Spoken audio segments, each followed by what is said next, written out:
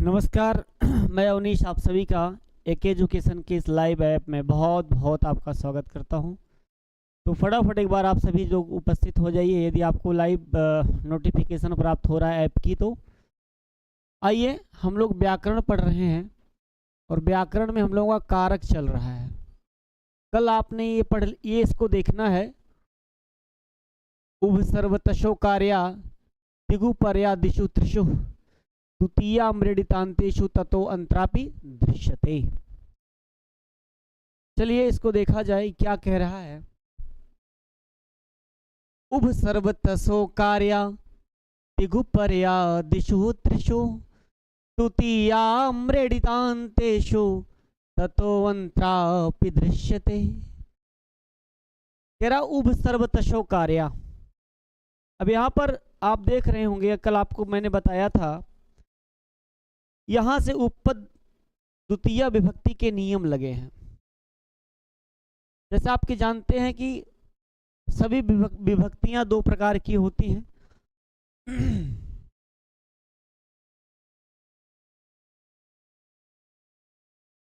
विभक्तियां दो प्रकार से कार्य करती हैं।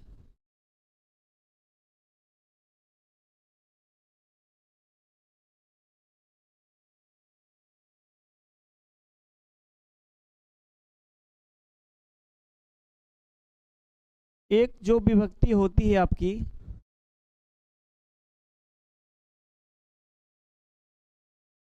उपपद विभक्ति, और दूसरी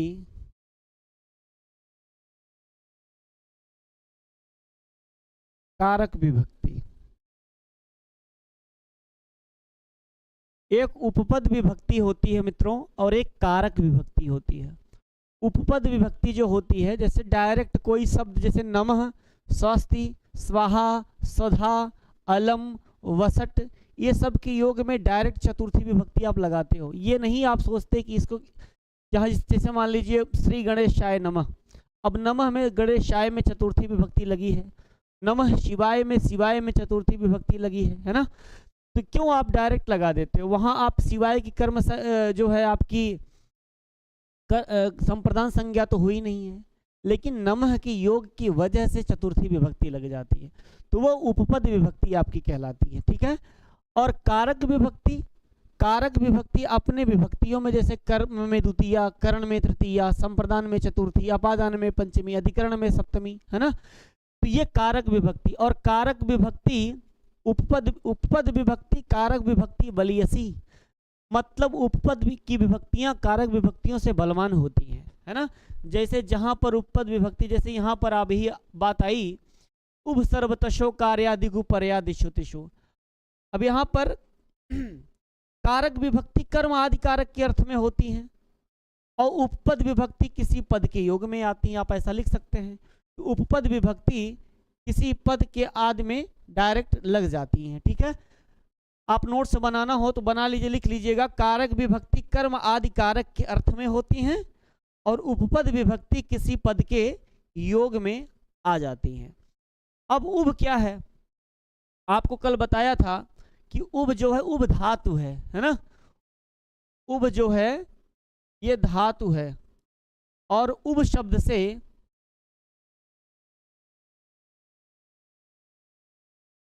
अयट प्रत्यय लगा है। उभयत, उभय बना उभयतः, जैसे तसिल प्रत्यय लग जाता तो उभयतः बन जाता, सर्व में तसिल प्रत्यय लग जाएगा तो सर्वतः बन जाता है। अब ये कह रहा उभयतः सर्वतः धिक तथा ऊपरी ऊपरी अधोवधः, लिख लीजिए इसमें कि उभयतः सर्वतः धिक ऊपरी ऊपरी अधोवधः के योग में कौन सी विभक्ति होती है? द्वितीया।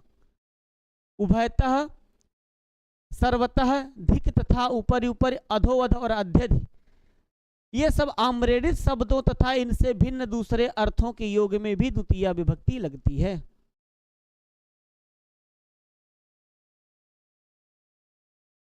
ठीक है। अब उभयतः सर्वतः कुतः इन शब्दों में तसिल प्रत्यय लगा है। जैसे आपका मान लीजिए, देखिए उभयतः सर्वतः, कुतः, ये सब में तसिल प्रत्यय लगा हुआ है।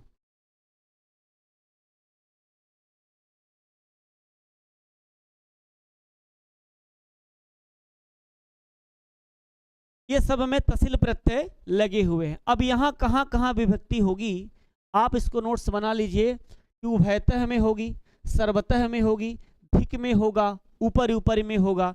इसको लिख लीजिए, उभयतः, सर्वतः, धिक, ऊपरी ऊपरी, अध्यधि,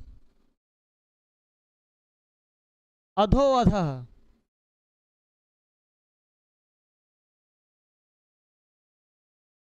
यहां पर जो विभक्ति लगेगी वो इसमें सब में आपसे अलग अलग, जैसे नमः, स्वस्ति, स्वाहा, स्वधा, अलम, वसट पूछा जाता है, वैसे उभयतः, सर्वतः, धिक, ऊपरी ऊपरी, अध्यधि, अधो अधः, इसमें आपकी विभक्ति जो लगेगी आप द्वितीय विभक्ति लगाओगे। ठीक है, चलिए देखिए यहाँ लिखा हुआ है कि उभयः, उभयतः, सर्वतः, धिक, ऊपरी ऊपरी, अधोअधः तथा अध्यधि शब्दों का जिसके साथ संयोग होगा उसमें द्वितीय विभक्ति लगेगी। बात समझ में आ गई ना। अब चलिए देखिए उदाहरण लिखा है कि उभयतः कृष्णम गोपा हसंती, ऐसा आप कर सकते हैं। इसको मिटा दे रहे हैं, आप इसको नोट्स कर लीजिएगा, बना लीजिएगा।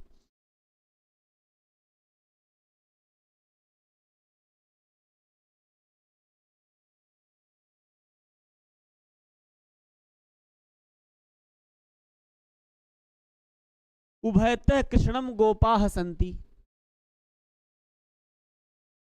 उभयतः कृष्णम गोपाह संति आप लिख सकते हो। कृष्ण के दोनों ओर ग्वाले हैं, कृष्ण के दोनों ओर क्या हैं, ग्वाले हैं। उभयतः के नाते यहाँ कृष्णम में कौन सी विभक्ति लगी है, द्वितीय। कृष्ण के दोनों ओर ग्वाले हैं, आपको अनुवाद अगर मान लीजिए परीक्षा में आपसे अनुवाद पूछे और यहीं से अनुवाद दे दे कि कृष्ण के दोनों ओर ग्वाले हैं, इसका अनुवाद बताइए, तो उभयतः का आप प्रयोग करेंगे तो कृष्णम में द्वितीय लगा लेंगे। अब यह इस उभयतः के साथ कृष्णम का क्या हुआ है, संयोग हुआ है, क्योंकि कृष्ण के दोनों ओर हैं तो इसलिए कृष्णम में द्वितीय विभक्ति लग जाएगी। गोपाह संति, गोपाह बहुवचन है तो संति भी बहुवचन आपका लग जाएगा। सर्वतः कृष्णम गोपाह संति, दूसरा उदाहरण इन्होंने कहा कि सर्वतः, ये उभयतः और सर्वतः में कौन सा प्रत्यय लगेगा, तसिल प्रत्यय लगेगा, याद रखिएगा। सर्वतः कृष्णम गोपाह,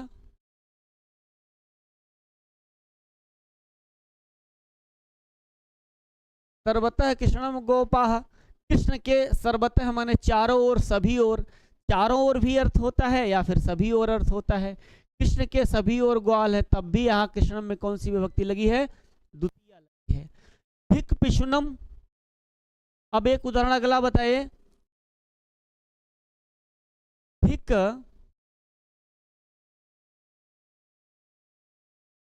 पिशुनम, चुगलखोर को धिक्कार है। इस पिशुनम में कौन सी विभक्ति लगी है, द्वितीय। क्यों द्वितीय लग गई, क्योंकि यहाँ धिक शब्द का प्रयोग, आपसे परीक्षा में पूछा जाएगा धिक शब्द के योग में कौन सी विभक्ति होगी, आप कहोगे द्वितीय। सर्वतः के योग में कौन सी विभक्ति होगी, आप कहोगे द्वितीय। उभयतः के योग में कौन सी विभक्ति होगी, आप कहोगे द्वितीय। ठीक है, धिक पिशुनम, चुगलखोर को धिक्कार है। पिशुन माने क्या होता है, चुगलखोरी, है ना, जो चुगलखोरी करता है, चुगलखोर ना, इधर उधर की बात करना, है ना, तो इसको, इसके कार्य को धिक्कार है, इसलिए धिक के योग में पिशुनम में द्वितीय विभक्ति लगी। त्वम पापिनम, तुम पापी को धिक्कार है।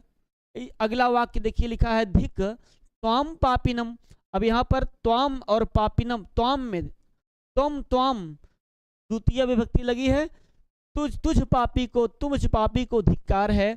अब यहाँ पाप, त्वाम और पापिनम में भी तो द्वितीय लगी है और त्वाम में भी द्वितीय लगी। क्यों? क्योंकि धिक का योग के नाते। ऊपर ऊपर लोकम हरि, हरि लोक के ऊपर ऊपर है। हरि, इसका अगला उदाहरण देखिए, ऊपर ऊपर ऊपर ऊपर ऊपर लिख दिया गया है ना, ऊपर ऊपर ऊपर ऊपर धन ऊपर कर दिया गया, ई को यह आदेश हो गया, ऊपर ऊपर हो गया, ऊपरी धन ऊपरी, तो र को ई लगी, ई को यह हो गया, तो यहां पर यह आ गया है, ऊपर ऊपर बन गया यण संधि होकर के। ऊपर ऊपर लोकम हरि,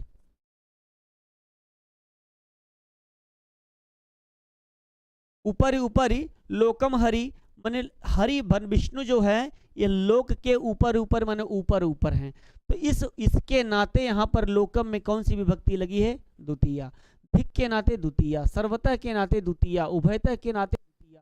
तो जितना जैसे आप एक ये उपपद विभक्तियां हैं डायरेक्ट कार्य करती, नमः स्वस्ति स्वाहा की तरह, ये जैसे आप नमः स्वस्ति स्वाहा स्वधा याद करते हो वैसे ही इसको याद कर लीजिए। उभयतः, सर्वतः, धिक और ऊपर ऊपर।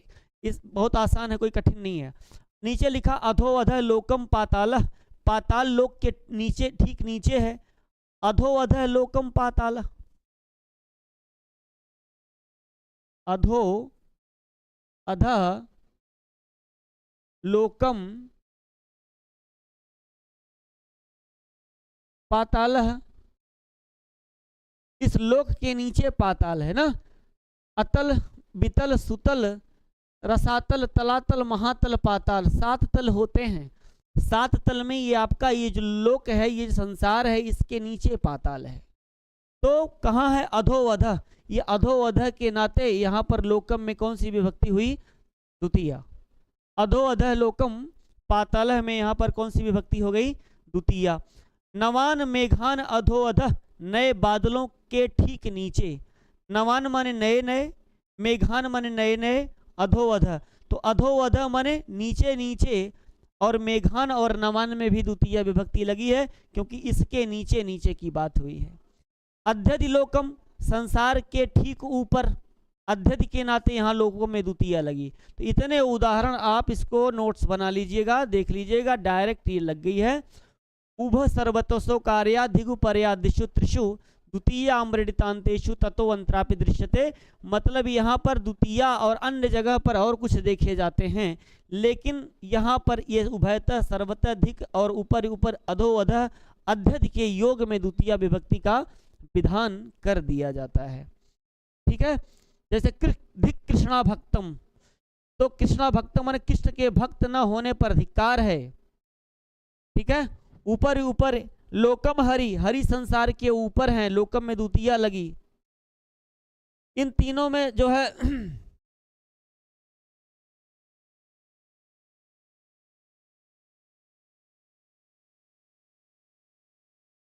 अच्छा, एक बात और है कि यहां पर बताया गया कि आम्रेडित क्या होता है। जब एक ही शब्द 2 बार प्रयुक्त हो यानी दुरुक्त हो तो अंतिम वाला शब्द की आम्रेडित संज्ञा हो जाती है। आम्रेडित संज्ञा क्या होती है? आम्रेडित संज्ञा, इसको इंपॉर्टेंट कर लीजिएगा। आम्रेडित संज्ञा क्या है? आम्रेडित यहां लिखा है ना कि द्वितीया अम्रेडितांतेषु ततो अंतरापि दृश्यते। द्वितीया अम्रेडितांतेषु, तो यहां पर जैसे एक, ये तो चलिए ठीक है, उभयतः, सर्वतः, धिक लग गया, लेकिन ऊपर और ऊपर लिखा है, अधो अधः लिखा है, अधि अधि लिखा है। देखिए यहां से देख लीजिए आप, जैसे एक उदाहरण आपको, मतलब इसको हटा के दिखा दें आपको, बाकी ये सब उदाहरण देख लिए ना, तो आपको आम्रेडित संज्ञा समझनी है तो आम्रेडित समझ लीजिए कि आम्रेडित क्या होता है। जैसे यहां लिखा है कि ऊपरी ऊपरी, ऊपरी ऊपरी, द्विरुक्त माने 2 बार प्रयोग हुआ है, और इसके बाद अधो अधः, अधः अधः है, ये अधा अधा को हम लिख देते हैं अधो अधा। कैसे लिख देते हैं? ऐसे, यहाँ विसर्ग है, विसर्ग को इसको फिर स होगा, स को र होगा, र को हसीचा से उ होगा, तो आ उ मिलकर के धा में आ है, आगे उ आएगा तो आ उ मिलकर के गुण संधि बन जाएगी तो अधो हो जाएगा। और ये एंगह पदांता दत्त से इस आ को अवग्रह बना लेंगे तो अधो अधः लिख लेते हैं। अधो अधः माने 2 बार अधः अधः प्रयोग हुआ। और अधि अध्यधि है तो अधि अधि शब्द है, अधि अधि है, लिखते क्या है? अध्यधि। क्यों अध्यधि लिखते हैं? धा में ई लगा है ना, ई को यह आदेश हो जाएगा। देखिए ये धा में जब ई लगा है, अध ई धन अधि, ई को क्या आदेश होगा? य धन अधि होगा। अब ये अध है, अब आप मिला लेंगे तो अ है, ये व्यंजन तो है नहीं, आधा धा है, ये आ जाकर किया में मिलेगा तो अध्य हो जाएगा, यहां से उतार लेंगे अध्यधि। यही तो हम लिखते हैं। यण संधि होकर के ये बन गया अध्यधि। ये शब्द है अध्यधि का संधि विक्षेप क्या होगा? अधि अधि। अधो अधः का क्या संधि विक्षेप होगा? अधो अधः का अधः धन अधः। ध्यान रखना, ये सब बातें छोटी छोटी बातें हैं, इसको आप ध्यान से समझते रहिएगा। अब यही बार बार जो शब्द प्रयोग हुआ है, इसको कहते हैं कि जब एक ही शब्द 2 बार प्रयुक्त हो तो अंतिम वाले शब्द की आम्रेडित संज्ञा हुई। यहां लिख लेना, जब एक ही शब्द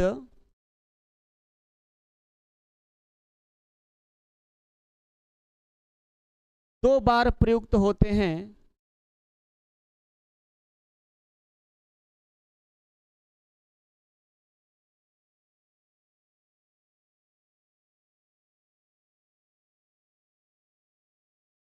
तो अंतिम शब्द की आम्रेडित संज्ञा हो जाती है। सवाल ये पूछना था कि नहीं? आपके दिमाग में ये सवाल खटका जरूर होगा कि आम्रेडित क्या होता है, तो आम्रेडित जान लीजिए।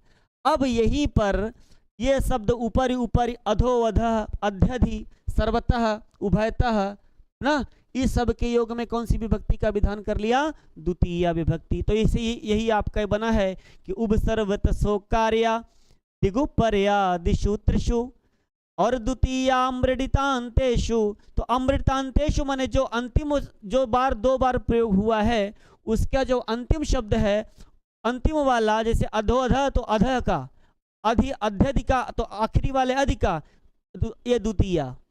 ततो अंतरापि दृश्यते, और कहीं कहीं पर और भी कुछ अलग देखा जाएगा। ठीक है, तो इतनी बात आपको समझना था। उभयतः कृष्णम गोपा, कृष्ण के दोनों ओर ग्वाले हैं। कृष्णम गोपा सर्वतः के नाते कृष्णम में द्वितीय लगी, उभयतः के नाते कृष्णम में द्वितीय लगी। धिक पिशनम, और पिशन को धिक्कार है, धिक के नाते पिशनम में द्वितीय लगी। धिक के नाते त्वाम में द्वितीय लगी।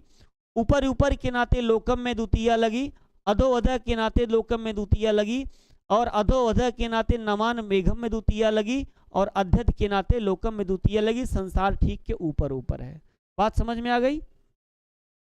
अब यही आपको समझना था।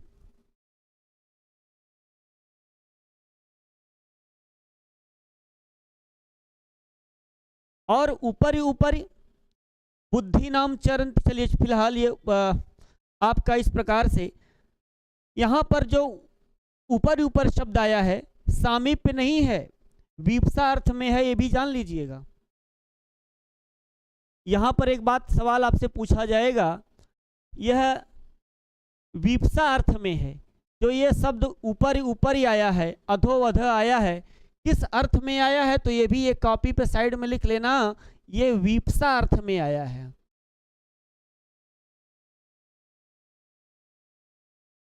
समीपता में नहीं है, विपसा अर्थ में होगा तभी यहां पर द्वितीय लगेगी, यह भी एक बात है। तो सारी चीजें कुछ कुछ मेन पॉइंट है, आपको यहां से अब मुझे लगता है आप इसको समझ गए होंगे। एक एक बातें क्लियर हो गई, जो आपको जानना चाहिए था वो क्लियर हो गई कि यहां पर विपसा अर्थ में आया है। विपसा माने जब द्विरुक्त होती है ना बार बार, तो आखिरी वाला जो वर्ण है इसकी अम्रेडित संज्ञा हो जाएगी। ऐसे में बाकी सर्वतः उभयतः ये सब जो चीजें हैं इसमें तो द्वितीय आप लगा ही लेंगे। बात समझ में आ गई? तो इतना जानते रहिए। चलिए आगे देखते हैं। देखिए अब एक ये भी वही बात है। अब यहाँ से उपपद विभक्तियां, हमने कहा था ना कि उपपद विभक्तियां और कारक विभक्ति दो होती हैं। उपपद विभक्ति में डायरेक्ट विभक्ति लग जाती है उपपद में जिसके साथ संयोग होता है, और कारक विभक्ति तो अपने कारक में लगती ही है, जैसे प्रथमा द्वितीय तृतीय चलती रहती है। अब देखिए लिखा है अगवा, आगे लिखा है कि अभितः परितः समयानिकसा हाँ प्रतियोगे अपि द्वितीया। यही द्वितीय जोड़ लीजिए। देखिए ऊपर लिखा द्वितीय, तो इसी को कर लीजिएगा। यही से ऐसे अपने मन से सूत्र में बना लीजिए। अभितः परितः समयानिकसा प्रतियोगे अपि द्वितीया। याद कर लीजिए, उभयतः सर्वतः धिक उपरि उपरि अधोवधः अध्यधि द्वितीया। अभितः परितः समयानिकसा प्रतियोगे अपि द्वितीया। वहां पढ़ के आए उभयतः सर्वतः धिक ऊपर ऊपर अधोअध अध्यध के योग में द्वितीया। तो फिर यहाँ भी कहा अपि माने भी, किसमें भी? बोले अभितः में भी द्वितीया, परितः में भी द्वितीया, समया में भी द्वितीया, निक्सा में भी द्वितीया, हा के योग में भी द्वितीया, प्रति के योग में भी द्वितीया। यह वार्तिक है ना, कात्यायन का वार्तिक है। बोले वहां तो द्वितीया ठीक है, यहाँ पर भी। अब यहाँ देखिए लिखा है कि अभितः माने चारों ओर या सब ओर, परितः माने सब ओर, समया माने समीप, और निक्सा माने समीप। ये समया का और निक्सा दोनों पर्याय शब्द हैं। मतलब समया भी आ जाए तब भी द्वितीया लगेगी समीप के अर्थ में, और निक्सा भी आ जाए तब भी द्वितीया लगेगी। हा के योग में भी द्वितीया, और प्रति माने ओर या तरफ, जिस शब्द के संबंध में प्रयुक्त हो उसमें द्वितीया विभक्ति होती है। कुछ इसमें अलग से नहीं समझना है। ये उपपद विभक्ति आप पढ़ते हो, और उपपद विभक्ति डायरेक्ट जो है विभक्तियां करती हैं। उपपद शब्द जो है डायरेक्ट, ये सब उपपद हैं। ये अभितः परितः जो है डायरेक्ट विभक्ति कर देगा। द्वितीय विभक्ति का प्रकरण चल रहा है, सब में द्वितीय हो जाए। लिखा है परिजनः राजानम अभितः तस्थौ। देखिए उदाहरण दिख रहा होगा ना आपको। परिजनः राजानम अभितः तस्थौ। नौकर राजा के चारों ओर खड़े थे। राजा बैठा था, उसके चारों ओर नौकर खड़े थे। किसके चारों ओर? राजा के चारों ओर। तो यहाँ पर अभितः शब्द का प्रयोग कर दिया गया, तो राजानम में द्वितीय विभक्ति लग गई। बात समझ में आ गई? अभितः के नाते राजानम में द्वितीय लग गई है कि परिजनः राजानम अभितः तस्थौ। नौकर राजा के चारों ओर खड़े थे। दूसरा उदाहरण है रक्षांसि बेदीम परितो निरास्थत। राक्षसों को बेदी के चारों ओर से निकाल दिया। रक्षांसी बेदीम परितो, परितः है ना, परितो के यहाँ परितो लिख दिया, परितः को परितो हो गया। ये परितः है, परितः विसर्ग को गुणादेश हो गया तो परितो परितो हो गया, कोई दिक्कत नहीं है, शब्द वही है। परितो बेदीम परितो, किसके चारों ओर? तो बोले बेदीम में द्वितीया, राजानम में द्वितीया। ठीक है, तो नोट्स बना लीजिए काहे द्वितीया हुई, क्योंकि अभितः के नाते द्वितीया हुई।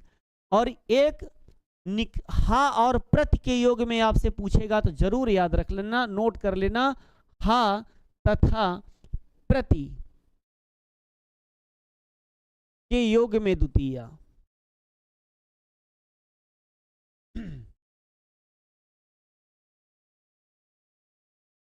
सवाल पूछता है, कभी कभी डायरेक्ट पूछता है कि हा के योग में कौन सी विभक्ति होती है, प्रति के योग में कौन सी विभक्ति है। तब आप क्या बताओगे? कहोगे द्वितीय विभक्ति होगी, डायरेक्ट आप बता दोगे। यहाँ लिखा है ग्रामम समया निक्सावा। चाहे ग्रामम समया कहिए चाहे निक्सा कहिए, आगे वा लिखा है विकल्प से ना। ग्राम के समीप, ग्रामम निक्सा तड़ागः अस्ति, ग्रामम समया तड़ागः अस्ति। ऐसा प्रयोग कर सकते हो अपने वाक्य में कि ग्रामः, ग्रामम, ग्रामः नहीं ग्रामम, ग्रामम समया तड़ागः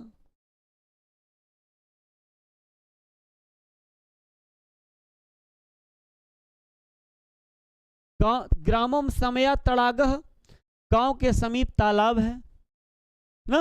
अब यहाँ पर समया के नाते यहाँ ग्रामम में कौन सी विभक्ति लग गई है, ग्राम है, ग्रामम में द्वितीया लग गई। चाहे आप समया न लिख करके निक्सा शब्द लिख दें,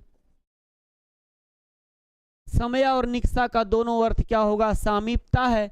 अब ग्रामम निक्सा तड़ागः, तो चाहे आप इस वाक्य को कहें चाहे यही वाक्य कहें, दोनों सही होगा। और समया के नाते ग्रामम में द्वितीया और निक्सा के नाते ग्रामम में द्वितीया विभक्ति लगी है। क्यों, अभितः परितः समया निक्सा। तो अभितः का उदाहरण आपने पढ़ लिया था, अभितः का पढ़ लिया कि परितः राजानम अभितः तस्थौ रक्षांश वेदिम परितो निरास्थत, तो परितः का उदाहरण पढ़ लिया। फिर अभितः समया और निक्सा का उदाहरण दोनों एक ही में दे दिए हैं, चाहे ग्रामम समया कहिए चाहे ग्रामम निक्सा कहिए, गांव के समीप, तो ग्रामम में यहाँ पर कौन सी विभक्ति लगी है, द्वितीया।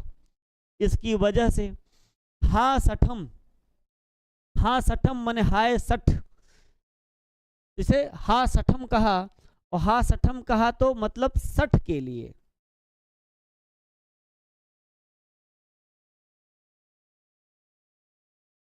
चलिए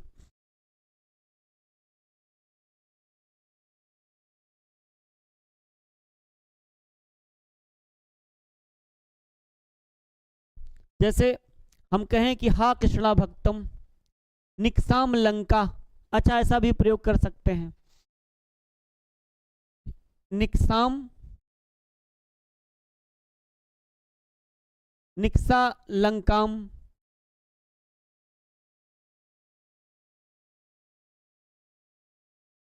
यहां पर द्वितीया, लंका के समीप, राम ने रावण को कहाँ मारा, लंका के समीप, तो निक्साह लंका, निक्सा की वजह से यहाँ पर लंका में द्वितीया हो गई। अगला उदाहरण देखिए, हा सठम हाय सठ, या मतलब यहाँ पर सठम में द्वितीया लगी है, क्यों, क्योंकि हा के नाते सठ को धिक्कार है। क्या कहते हैं, हा सठम, सठ को क्या है, धिक्कार है। हा कृष्णा भक्तम लिख सकते हैं, हा कृष्णा भक्तम,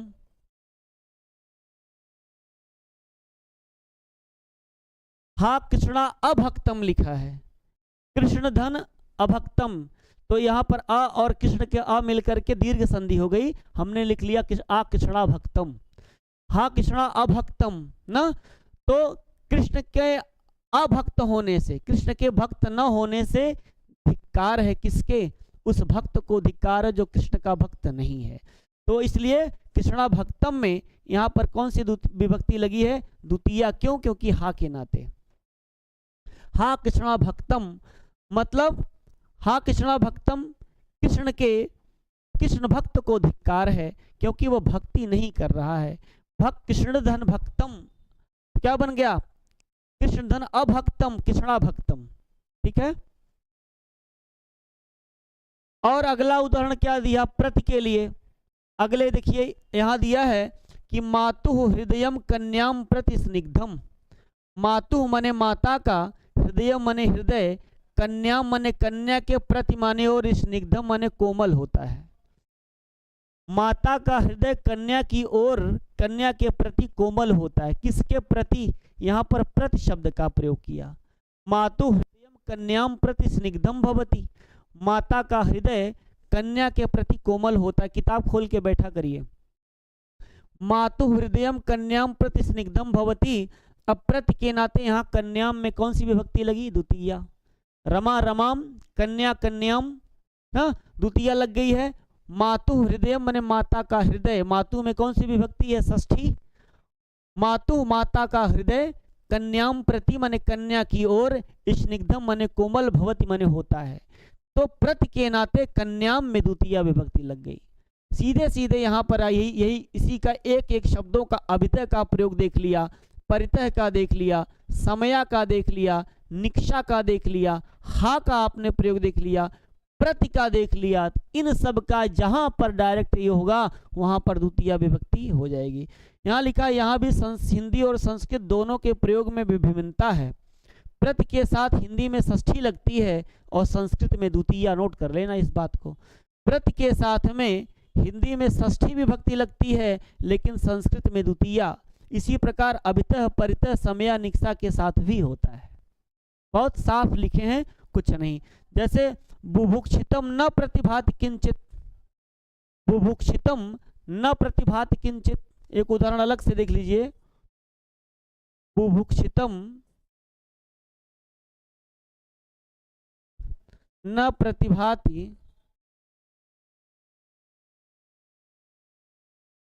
किंचित, भूखे को और कुछ भी अच्छा नहीं लगता है। बुभुक्षितम न प्रतिभाति किंचित, भूखे आदमी को कुछ सूझता नहीं है। अर्थ क्या होगा? भूखे आदमी को कुछ भूखे आदमी को कुछ सूझता नहीं है।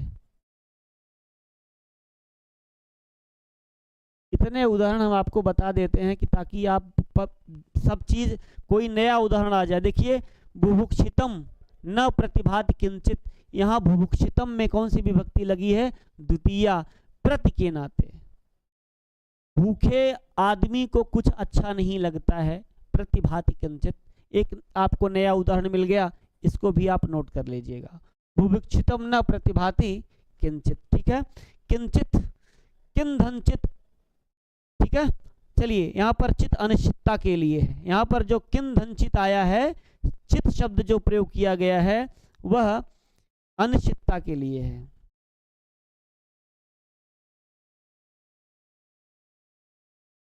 प्रतियोगे अपि द्वितीय, अपि का कहा गया अर्थात अन्यत्र जगह भी द्वितीय का प्रावधान होगा।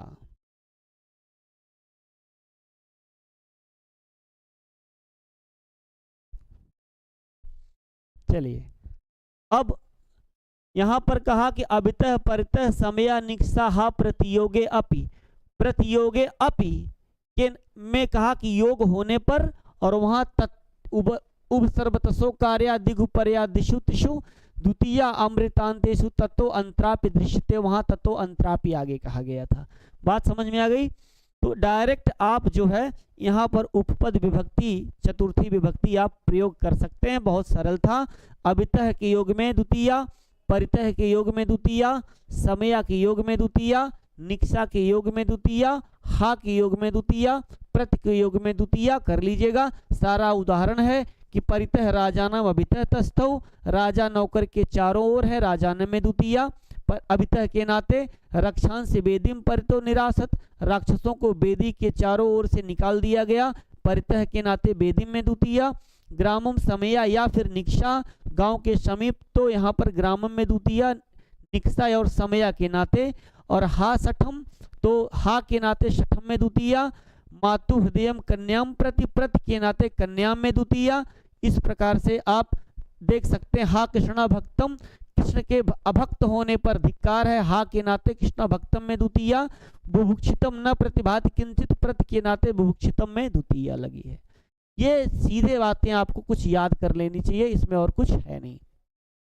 अब देखिए, एक द्वितीया का नया सूत्र और आ गया कि अंतरांतरेण युक्ते द्वितीया। ये आगे लिख लिया करिए, इसको वाचन कर लिया करें लिख करके। उभयतः परितः सर्वतः धिक ऊपरि ऊपरि अधोवध अध्यधि द्वितीया, ऐसे वाचन कर लिया करिए यार, कभी गलत नहीं होगा। फिर अभितः परितः समया निक्सा हा प्रति योगे अपि द्वितीया, ये भी याद हो गया। फिर अंतरा अंतरेण युक्ते, आगे जोड़ लीजिए द्वितीया। तो ऐसे कुछ सूत्र को लिख लीजिए और पढ़ते रहिए, वाचन करते रहिए। तो जैसे आप श्लोकों का वाचन करते हो वैसे व्याकरण का वाचन कराना सिखा देंगे आपको। तो इसी तरह से वाचन करते रहिए, आपका कभी सवाल गलत नहीं होगा। मतलब जूझ जाइए उसी में, उसी को नोट्स बनाइए। अब इसको देखिए, नोट्स बनाइए, सारी मतलब आपका डाउट जो होगा क्लियर हो जाएगा। अंतरा अंतरेण युक्ते द्वितीया। अब कहा अंतरा, एक शब्द कहा अंतरा। अंतरा का अर्थ क्या? अंतरा का अर्थ बीच में। फिर कहा अंतरेण, जहां कहीं पर अंतरा और अंतरेण शब्द आ जाए, अंतरेण माने विषय में बिना छोड़कर, ऐसा अंतरेण मतलब कोई विषय या फिर बिना। अब कहा शब्द जिस शब्द के संबंध में प्रयुक्त होंगे उसमें द्वितीया होगी। तो हमने यहां पहले ही बता दिया था आपको, अंतरा अंतरेण युक्ते द्वितीया। जैसे कहा अंतरा त्वाम माम हरि, क्या उदाहरण में कहा, कहा अंतरा त्वाम माम हरि, उदाहरण है ये, अंतरा त्वाम माम हरि, अंतरा त्वाम माम हरि,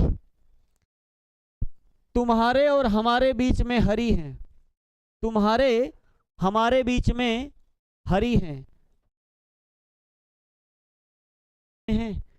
ये तुम्हारे और हमारे, तो यही तो कहा जिसके बीच में होंगे। अंतरा शब्द का प्रयोग किया गया, अंतरा माने बीच में, है ना, अंतरा माने बीच में, किसके बीच में, तुम्हारे और हमारे बीच में। तो विभक्ति कहाँ लगी, द्वितीया, दोनों में लगी, त्वाम में भी द्वितीया लग गई और माम में भी लग गई। तुम त्वाम तोया तुभ्यम, ये तुम शब्द युष्मद का है, तुम त्वाम द्वितीया विभक्ति, और माम अहम माम मया मह्यम, तो माम में भी द्वितीया विभक्ति लगी। यहाँ पर त्वाम और माम में द्वितीया लगी है, क्यों लगी है, अंतरा के नाते। आपसे सवाल यहीं से अनुवाद पूछ लेगा कि तुम्हारे या हमारे बीच में हरि है, इसका अनुवाद क्या होगा, तो आप नोट कर लेना, अंतरा त्वाम माम हरि कहीं से अनुवाद बन के नहीं आता, अनुवाद बना देगा यहीं से, सीधे हिंदी अर्थ दे करके संस्कृत में अनुवाद पूछ लेगा आपको। तो आप ये बस सोचना कि सर अनुवाद तो करने नहीं आता, कारक पढ़ लेंगे तो अनुवाद आपको आ जाएगा, ठीक है। अब देखिए अंतरा के नाते त्वाम में द्वितीया, माम में, और हरि हमारे तुम्हारे दोनों के बीच में, दो लोग खड़े थे, बोले त्वाम अंतरा त्वाम माम हरि, तुम्हारे और हमारे बीच में हरि है, ऐसा बताया। तो अंतरा के नाते त्वाम और माम में द्वितीया। और एक उदाहरण आपका दूसरा कहा, रामम अंतरेण न किंचित जानासी, राम के बारे में कुछ नहीं जानता हूं, अंतरेण माने बिना, राम के बारे में कुछ नहीं जानता हूं, राम के बिना कुछ नहीं जानता हूं, ये भी हो सकता है ना, राम के बारे में कुछ नहीं जानता हूं। तो यहां पर किसके, रामम अंतरेण, रामम अंतरेण का प्रयोग किया गया, और यहां रामम में कौन सी विभक्ति लगी, द्वितीया, रामम अंतरेण न किंचित जानापि, राम के अंतरेण, राम के बारे में कुछ नहीं जानता हूं, ऐसा बाबूराम ने यहाँ लिखा है इसका हिंदी अर्थ। और यहाँ पर अंतरेण का अर्थ विषय में या फिर बिना या छोड़कर, तीन अर्थ होते हैं, ये भी नोट करिएगा। राम के अंतरेण का अर्थ विषय में भी होगा, अंतरेण का अर्थ बिना भी होगा, और अंतरेण का अर्थ छोड़कर भी होगा, तीनों। तो देखिए विषय में रामम अंतरेण मतलब राम के विषय में कुछ नहीं, किन्ना किंचित माने, किंचित माने थोड़ा, न किंचित माने कुछ भी नहीं, जाना भी माने मैं जानता हूं। अब यहां आप अहम लिख सकते हैं, अहम लगा सकते हैं, कोई गलत नहीं होगा। अहम मैं, रामम अंतरेण न किंचित जानामि, अहम उत्तम पुरुष का करता है और जानामि उत्तम पुरुष की क्रिया है। अहम रामम अंतरेण न किंचित जानामि, मैं राम के बारे में कुछ नहीं जानता। तो यहां रामम क्यों लगाया, अहम रामम अंतरेण, अंतरेण के नाते रामम लगा दिया, रामम में द्वितीया, राम है रामम लग गया ना, क्यों लगा, क्योंकि सूत्र ने लगाया, बोले अंतरा अंतरेण युक्ते द्वितीया, अंतरा अंतरेण युक्ते द्वितीया, कर ले जाएंगे ना।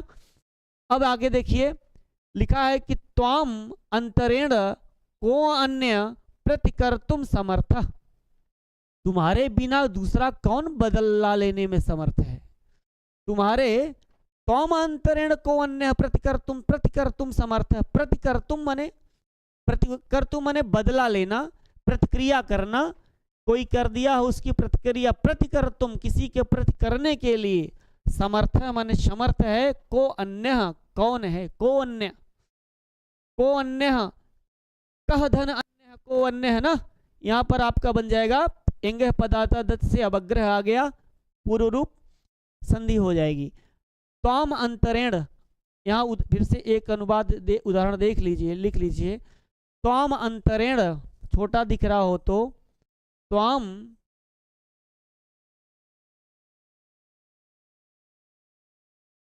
त्वाम अंतरेण,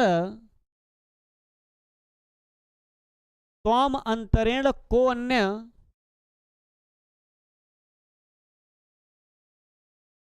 को अन्य प्रतिकर्तुम,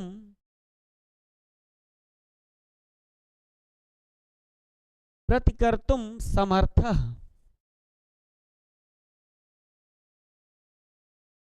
त्वाम अंतरिण को अन्य प्रतिकर्तुम समर्थ, तुम्हारे बिना दूसरा कौन बदला ले सकता है।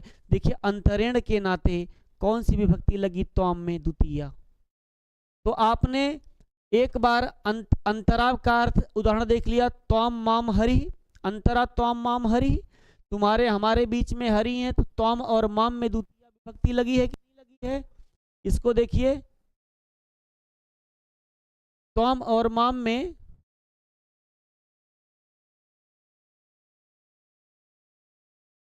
त्वम और माम में द्वितीया लगी है ना, और यहाँ रामम में द्वितीया लगी है। तो अंतरिण का अर्थ एक बार विषय में हो गया, एक बार अंतरिण का अर्थ बिना हो गया, तुम्हारे बिना दूसरा कौन है। ठीक है। अब लिखा है कि यहाँ भी हिंदी में षष्ठी होती है और संस्कृत में द्वितीया। बाबूराम ने कहा कि अंतरा और अंतरिण की बात जब आए तो हिंदी में लोग षष्ठी विभक्ति करते हैं, लेकिन हमारे संस्कृत में द्वितीया होती, इस बात का ध्यान रखना। यहाँ नीचे लिखा है कि हा के साथ कभी कभी संबोधन भी होता है, जैसे हा भगवत्य रुंधति, हा भगवत्य रुंधति, भगवान को रुंधति माने रोकता है ना। हा कि योग में संबोधन का प्रयोग भी कभी कभी हो जाता है, जो पीछे आप पढ़ के आ रहे थे हा वाला योग, हा के योग में द्वितीय आपने पढ़ के आया था, तो बोला कभी कभी संबोधन में भी हो जाता है, जब संबोधन होता है तो प्रथमा हो जाएगा ना, हा भगवत्य रुंधति। ठीक है। तो इस तरह से आप अंतरा अंतरेण युक्ते द्वितीया, अंतरा माने बीच में, अंतरेण माने विषय में, बिना छोड़ करके जिस शब्द के संबंध में प्रयुक्त होगा उसमें द्वितीय विभक्ति लगेगी। ये उदाहरण महत्वपूर्ण है, इसको आप याद कर लेना, देख लेना। एक उदाहरण ये है अंतरा त्वाम माम हरि, दूसरा है रामम अंतरिण न किंचित जानामि, तीसरा त्वाम अंतरिण कोन्य प्रतिकर्तुम समर्थः। ठीक है। तो इसका अर्थ ये भी जान लेना, अंतरिण मैंने विषय में भी, बिना में, छोड़ करके जिस शब्द का प्रयोग होगा वहां पर द्वितीय विभक्ति हो जाएगी।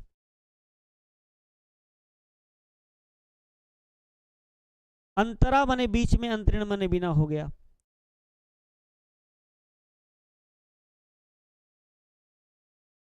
अच्छा एक बात और है, अंतरा और अंतरिण ये क्या है। ये अंतरा और अंतरिण अगर आपसे पूछा जाए तो अंतरा और अंतरिण क्या शब्द है, एक नया सवाल आपके मन में आ सकता है। इस बताइए सर, अंतरा और अंतरिण क्या है। अंतरा, नीचे इसके नीचे नोट कर लेना, अंतरा और अंतरिण ये क्या हो सकता है। ये अंतरा और अंतरिण ये अव्यय हैं, ध्यान रखना। यहाँ अंतरिण में तृतीया नहीं है, न अंतरा में विभक्ति लगी है, यह अव्यय है। अंतरा और अंतरिण ये अव्यय है। ठीक है।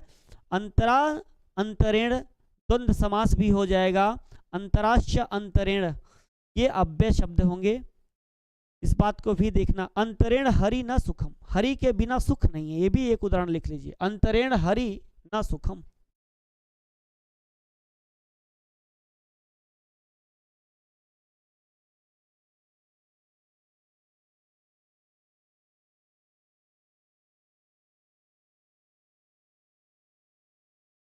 अंतरेण हरि न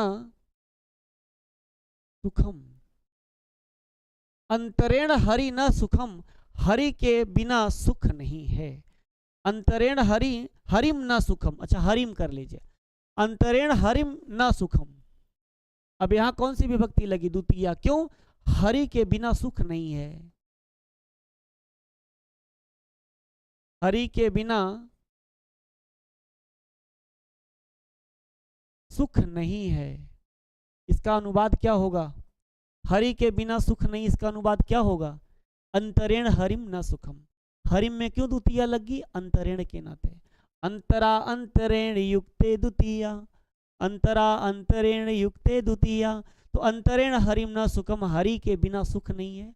अंतरा त्वम माम हरि, तुम्हारे हमारे बीच में है। त्वम अंतरेण कौन न प्रतिकर, तुम समर्थ है, तुम्हारे अलावा तुम्हारे बिना कौन और प्रतिकर, तुम उसको प्रतिक्रिया देने के लिए ना, कौन बदला लेने के लिए समर्थ है, माने समर्थ है, त्वाम में द्वितीया हो गई।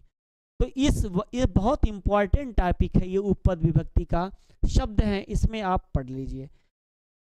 ये अव्यय परक उपपद विभक्ति के उदाहरण थे, अव्यय परक उपपद विभक्ति के उदाहरण थे, नोट कर लीजिए।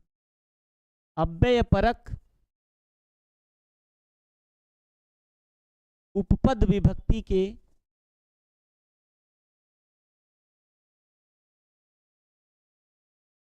उदाहरण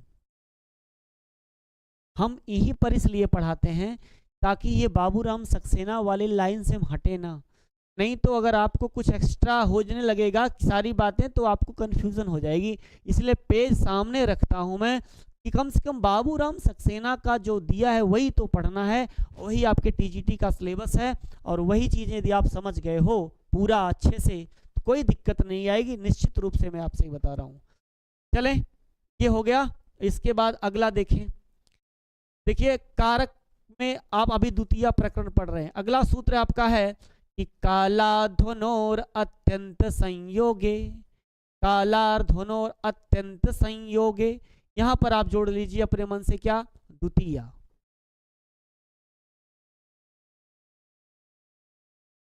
रोज वाचन करिए। अभितः परितः समयानिकसाहा प्रतियोगे अपि द्वितीया, उभयतः सर्वतः उपरि उपरि अधोवद अध अध्यधि द्वितीया, कालाध्वनोर अत्यंत संयोगे द्वितीया, कालाध्वनोर अत्यंत संयोगे द्वितीया, कालाध्वनोर अत्यंत संयोगे द्वितीया। कहा कि काला मने, काल मने समय, काल मतलब समय, और अध्वन मने मार्ग। अत्यंत संयोगे, कहा कि जब कोई क्रिया लगातार कुछ समय तक होती रहे या कोई वस्तु कुछ दूरी तक लगातार हो तो समय और मार्गवाचक शब्द में द्वितीया होती है।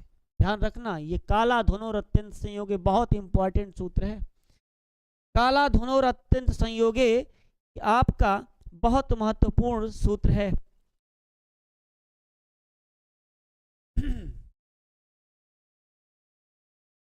अब इसको समझिए जरा। जब कोई क्रिया लगातार कुछ समय तक होती रहे या कोई वस्तु कुछ दूरी तक लगातार हो तो समय और मार्गवाचक शब्द में द्वितीया होती है। यहां आप लिख सकते हैं, समय और मार्गवाचक शब्द में द्वितीया विभक्ति होती है। समय तथा मार्गवाचक शब्दों में द्वितीया होती है। समय और मार्गवाचक शब्दों में द्वितीया होती है, लेकिन एक बात और है, कब क्यों कब होगी? कहा कि जब कोई क्रिया लगातार हो,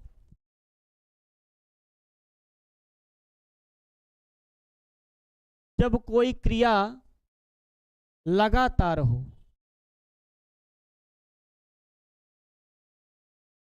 अभी आगे और इसी का प्रकरण पढ़ेंगे, कभी कंफ्यूजन भी हो सकती है, लेकिन जब यहाँ पढ़े रहेंगे तो परिवर्तन कहीं कहीं होगा। ये कारक है, कारक में कहीं कहीं पर आपको ये देखने को अगले सूत्र में मिलेगा। तृतीया जब विभक्ति पढ़ेंगे, जब कोई क्रिया लगातार हो या कोई वस्तु कुछ दूरी तक लगातार हो, जब कोई क्रिया लगातार हो या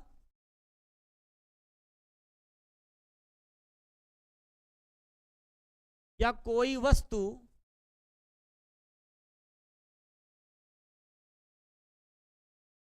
वस्तु कुछ दूरी तक हो,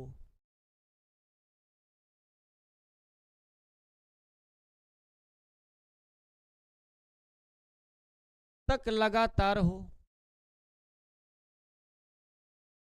तो समय और मार्गवाचक शब्दों में द्वितीया होती है। जब कोई क्रिया लगातार हो रही हो, जैसे कोई लड़का ट्रेन पे बैठा प्रयागराज से और उसको लखनऊ जाना है, प्रयागराज से दिल्ली जा रहा है, तो वह किताब उठाया संस्कृत की किरातार्जुनीयम, उसको पढ़ना शुरू कर दी।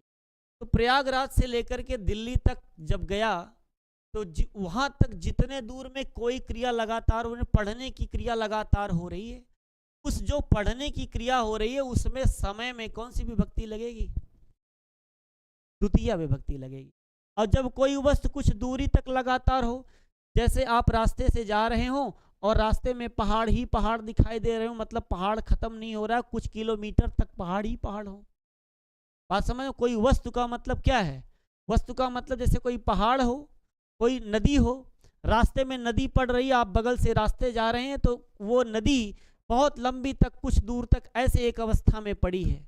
या फिर कोई क्रिया लगातार हुई, तब इन्होंने कहा, बाबूराम सक्सेना ने कहा कि चत्वारि वर्षाणि वेदम अधिजगे, 4 वर्ष तक वेद पढ़ता रहा। हम तो अभी प्रयागराज से दिल्ली की बात करते रहे कि कोई व्यक्ति प्रयागराज से दिल्ली जा रहा है और दिल्ली जाने में लगातार वह क्रिया पढ़ने वाली कर रहा है, तो वह जो पढ़ने की क्रिया लगातार हुई वहां पर द्वितीय विभक्ति लगेगा। तो इन्होंने कहा कि 4 वर्षाणि वेदम अधिजगे, उदाहरण दिया कि 4 वर्षाणि वेदम अधिजगे, 4 वर्ष तक वह वेद को पढ़ता रहा। कितने वर्ष तक वेद पढ़ता रहा? बोले 4 वर्ष तक वेद पढ़ता रहा। अब वेद पढ़ने का समय कितना है? बोले 4 वर्ष है। समय लगा कि नहीं लगा? अब जब 4 वर्ष लगेगा तो आप लिख सकते हो 4 वर्षाणि वेदम अधिजगे। उदाहरण देखिएगा, 4 वर्षाणि, 4 वर्षाणि वेदम अधिजगे।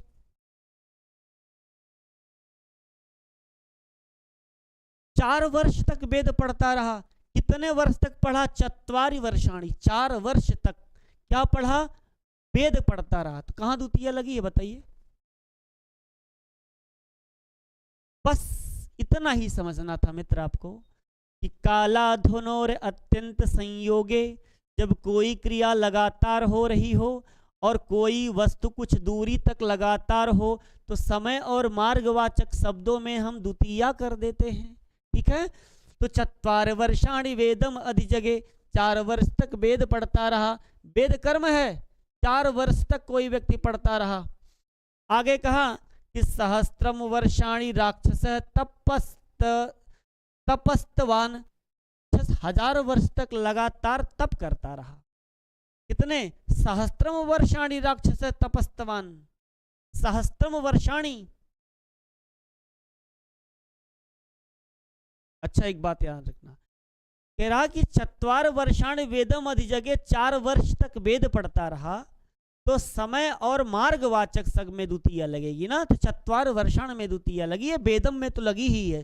क्षमा करिएगा, वेदम में तो द्वितीय लगी ही है दोस्त, कोई बात नहीं, वेदम भाई। लेकिन यहां कह रहा ना कि कोई क्रिया लगातार हो तो 4 वर्ष तक, तो 4 और वर्षाणी में कौन सी विभक्ति लगी? द्वितीय। फलम फले फलानी, फलम फले फलानी, तो वर्षम वर्षे वर्षाणी, द्वितीय लग गई ना। 4 फलानि सन्ति, 4 फल हैं, तो यहाँ पर 4 में भी द्वितीय, वर्षाणी में द्वितीय, 4 वर्ष में द्वितीय लग गई है, 4 वर्ष में द्वितीय लग गई है।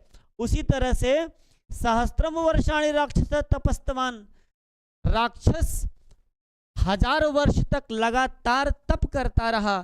कितने वर्ष तक तप करता रहा? बोले सहस्त्रम वर्षाणी, इसलिए यहां पर सहस्त्रम वर्षाणी में कौन सी विभक्ति लगी? द्वितीय।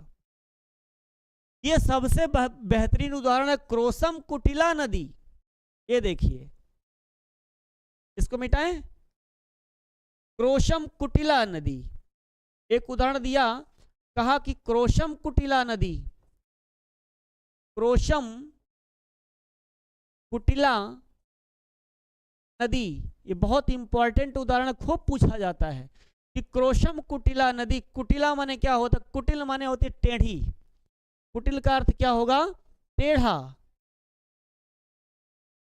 कोशम कुटिला नदी 3 किलोमीटर बराबर 1 कोश, तो कोश माने कोशम कुटिला नदी, नदी कोश भर टेढ़ी है।